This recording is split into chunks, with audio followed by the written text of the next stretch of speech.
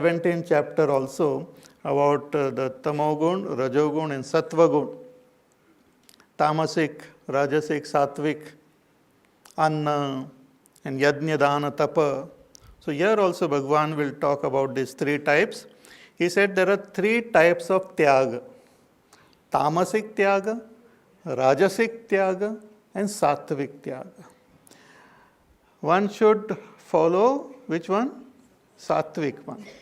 But tamasic and rajasic, when we understand, then we will be able to avoid those type of tyaga and follow the sattvic tyaga. Therefore, this is very important. Only with comparison we understand and appreciate certain things. So only with the comparing with tamasic and rajasic tyaga, we will be able to appreciate what is sattvic tyaga. Therefore, Bhagavan says, hey, here again he addresses Arjuna as Purusha Vyaghra, a lion among men. Ki tyago hi Purusha Vyaghra Trividha Samprakirtitaha. There are three types of tyaga mentioned in the great scriptures also.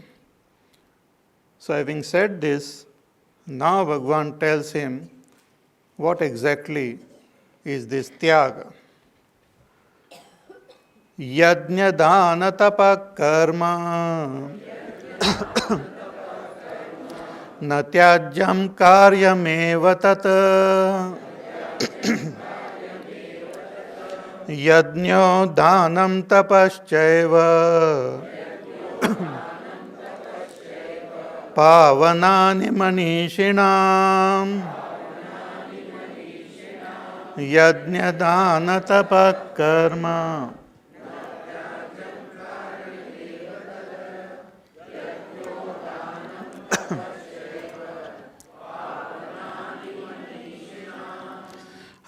So first he emphasizes this point which he had said that some thinkers they say. He says that yajna dana tapak karma na tyajyam. One should not give up action. What type of action? Yajna, dana and tapa.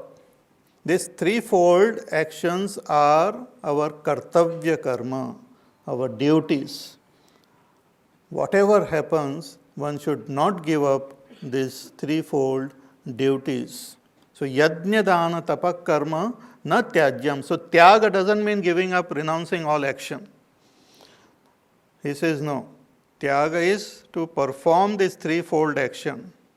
But how it should be performed, what should be given up in them, that he will reveal to us.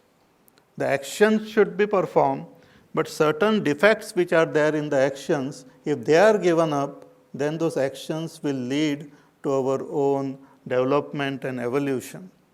Actions by themselves are not bad, but the attitude with which we perform action and certain tendencies which we have while performing these actions are harmful, and those should be given up.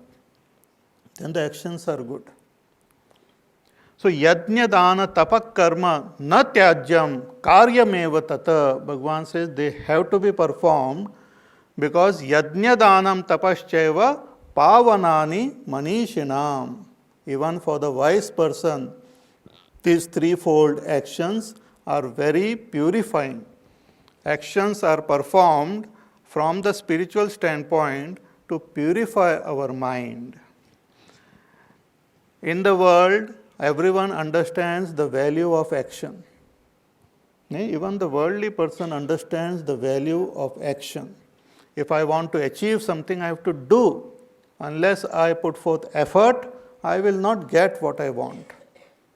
You cannot just sit back, relax and expect things to come. We have to put forth effort. So Bhagavad Gita doesn't tell us that you just don't do anything and you will get the result. Bhagavan says no. You have to perform actions in order to gain, because this whole world is designed in such a way that action is performed and we get the reaction or the result. Even in the physical world, if you just study it from the scientific standpoint, that you find that there are a lot of actions happening and reactions happening. So if we understand how a particular thing functions, then we can put forth a specific action to get a specific result. If I understand how electrons and all work, then I can put forth specific action to get the result of all this electricity and all sort of things which we use. Similarly, if I want anything in my life, I have to perform action in order to get it. So actions cannot be avoided. Even in the 3rd chapter, Bhagavan says that even if you want, you cannot avoid action. That even for a second we cannot live without performing action. It is not possible. The body continuously acts, the mind continuously acts. So action keep on happening. And as per our action, we get the result. So when I perform some physical action, I see the physical result. But actions are not performed physically only. My mind also is involved in every action, which I may not be able to see and realize.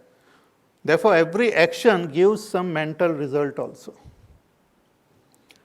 If I offer, for example, I offer something to a person, I donate or I share something with the world outside, what I share can be seen and it outer result can be seen, but it also gives rise to inner result. If I give it with proper attitude, my mind will become pure.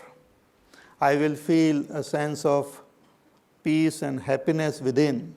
That is also the result of action only. When we serve someone, that person is helped or he feels benefited. But at the same time, my mind also feels more peaceful and pure. But if my attitude is wrong, then outwardly you might find some result, similar result, but inside the mind may become impure. At home also sometimes somebody tells you to do some work, and if I don't like that person, why she is telling me, she or he,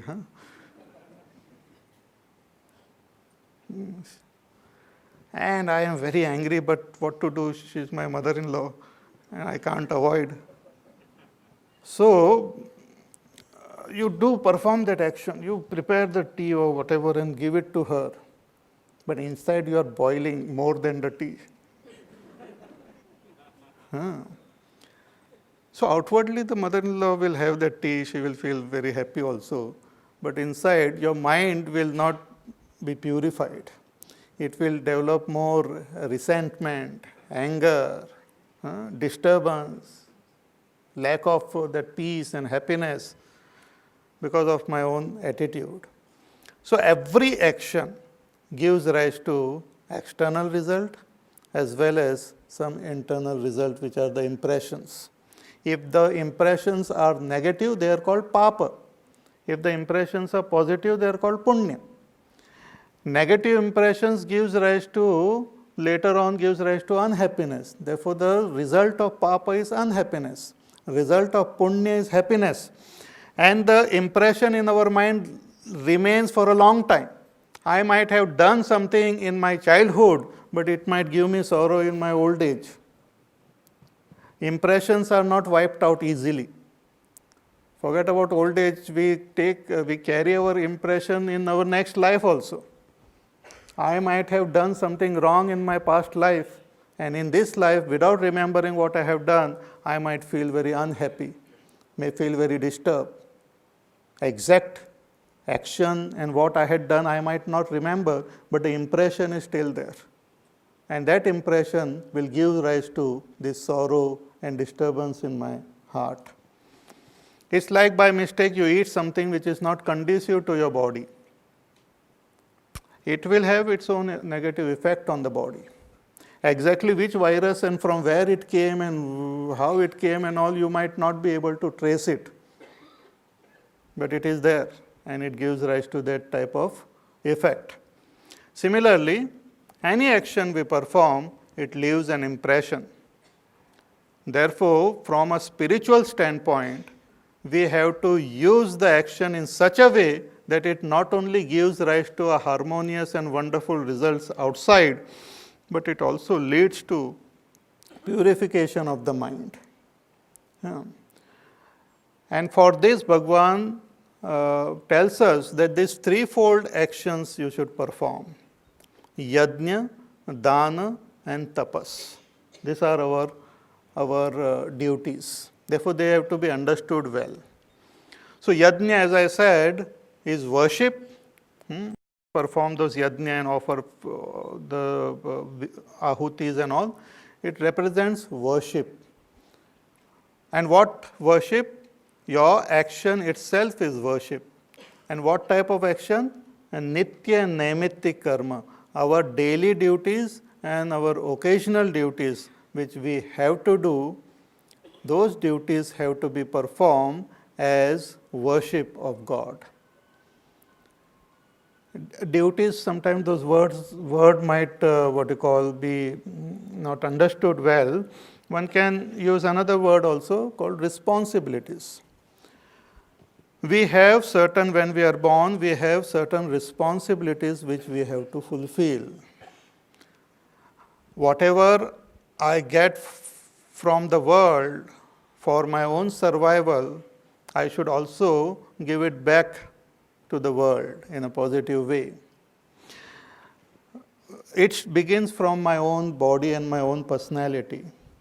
I have this wonderful body, mind, intellect. I am born with this equipment. This is like an equipment, it's like your mobile. It is not the chip, it is the outer, instrument. So our body, mind, intellect is like the outer instrument, the phone. But that jiva, that sense of I which I have is like the chip which goes from here to there. So this wonderful equipment which we have, it is our responsibility to take care of it. It is our responsibility to take care of our equipment.